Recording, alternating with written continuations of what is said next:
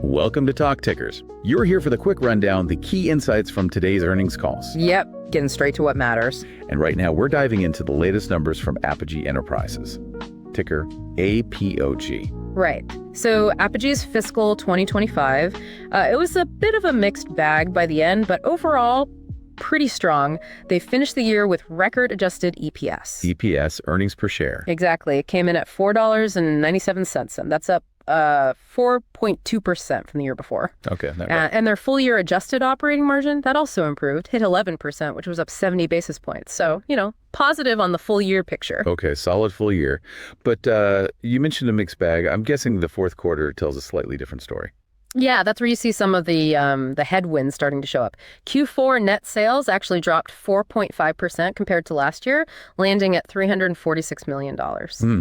Now, you do have to remember the prior year Q4 had an extra week in it. So if you adjust for that, the decline was actually steeper, more like 7.9%. Right, that makes a difference. And earnings. Yeah, Q4 adjusted EPS took a bigger hit. It was $0.89. That's down 22% year over year. Ouch. And the adjusted operating margin for the quarter also slipped down 120 basis points to 8.3%. Okay, so definitely a weaker end to a strong year. Let's maybe unpack the full year success first. What really drove that record performance over the whole fiscal year?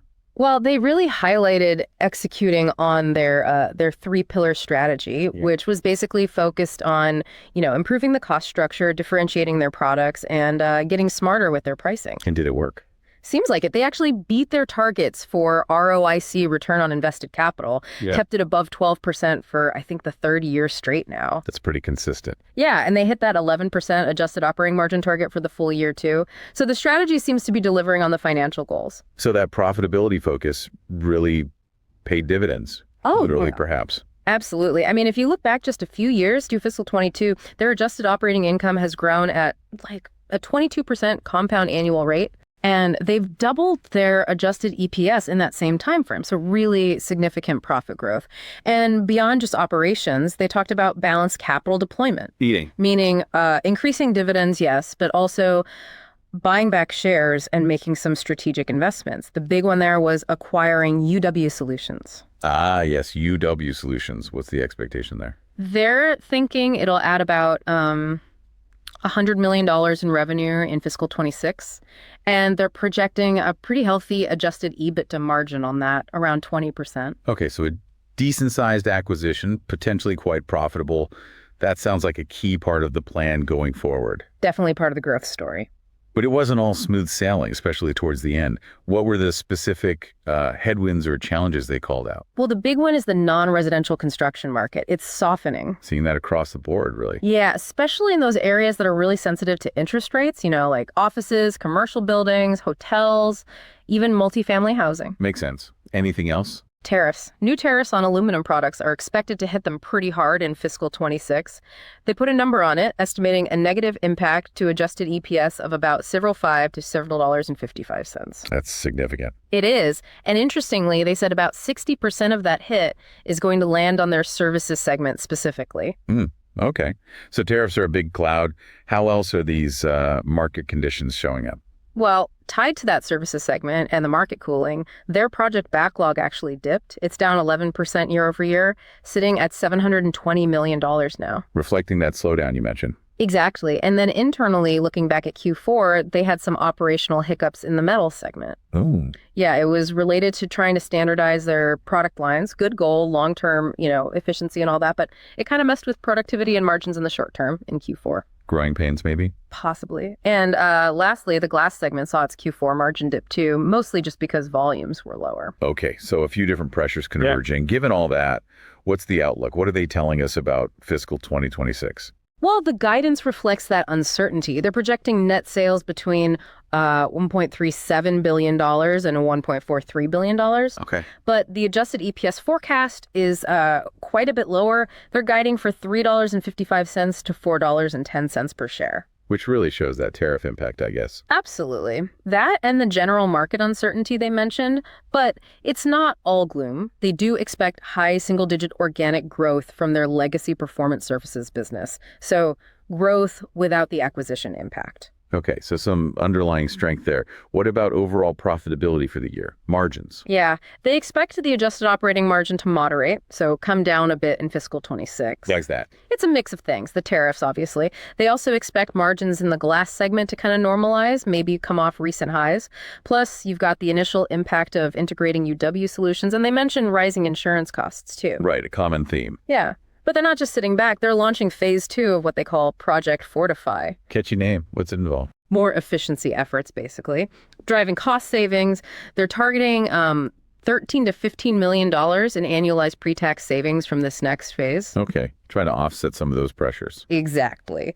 But they did warn that the year-over-year decline in adjusted EPS is likely going to be more significant in the first half of the fiscal year. So Q1 and Q2 might look particularly tough compared to last year.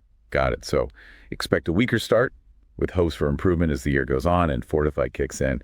Let's maybe quickly touch on the segments again, just recapping the recent performance.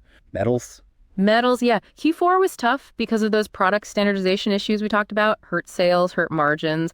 But they expect things to get better there with Project Fortify and just improving their processes. Okay. Services. Services actually had strong sales growth in Q4, up almost 11%. But that's the segment facing the biggest hit from the aluminum tariffs going forward. And as part of Fortify, they're actually closing their Toronto manufacturing site. Interesting. Glass Margin dipped in Q4 on lower volume, like we said, but it was still within their target range, so not a disaster. And finally, performance surfaces. That one looks strong. Good sales growth, really boosted by that UW Solutions acquisition. And within UW, the flooring part is apparently seeing double-digit growth. So some real momentum there. Okay, good overview. Right now, for the part of the show where we get a little creative, this is not financial advice, folks, just some thinking out loud. Based on everything we've heard, what's an outrageous but plausible trade idea you might noodle on? Okay, well, thinking about that guidance, Apigee themselves are saying, look, the first half of fiscal 26 is going to be pressured by these tariffs, right? Q1, Q2 specifically. But they also seem pretty confident they can mitigate that stuff in the second half and that the performance surfaces business remains strong. So maybe, and this is definitely speculative. Outrageous, perhaps. Potentially. You could think about a pairs trade. You'd short a basket of, say, other construction materials companies that are maybe heavily reliant on imported aluminum or other tariff-hit goods, and maybe don't have Apigee's diversification. Okay. And at the same time, you'd go long Apigee. The idea, or the bet, is that the market overreacts initially to Apigee's tariff news, pushes the stock down too much. Undervalues their ability to adapt. Exactly. While maybe underestimating their recovery potential in the back half of the year, driven by tariff mitigation and that surfaces business, it hinges on Apigee actually delivering on that mitigation, of course. A bet on execution and market timing, essentially. Yeah. Interesting. Any other wild ideas? Well, another angle. Apigee mentioned they're still looking for M&A, right? Growth acquisition. Yeah, UW Solutions might just be the start. So maybe in this current environment where some companies might be struggling a bit, maybe some opportunities pop up for them to buy something else, maybe at a good price. Okay, so how do you trade that? It's trickier, but maybe you go long Apigee again, anticipating that potential M&A catalyst, and perhaps you take a very small speculative short position on a, let's say, a weaker publicly traded competitor in their space. The competitor that might be vulnerable. Yeah, one with maybe a less solid balance sheet that might either face pressure itself or, become a target maybe even for Apigee or someone else at a low price. The idea is Apigee's strength and M&A focus could be a positive driver, while identifying a potential weak link offers maybe a hedge or its own separate opportunity. Playing both sides of the potential consolidation game. Again, definitely in the outrageous but plausible category. That's the idea, not advice, just thinking. Absolutely. Okay, well, that wraps up our deep dive into the Apigee Enterprises earnings call. We've hit the key results, the significant challenges ahead with those tariffs and the market conditions. And also their strategic responses like Project Fortify Phase 2 and banking on the UW Solutions integration. So the big questions remain. Can Apigee really navigate these tariff headwinds effectively? Is Project Fortify going to deliver the savings they need? And how much will UW Solutions truly move the needle for them long term?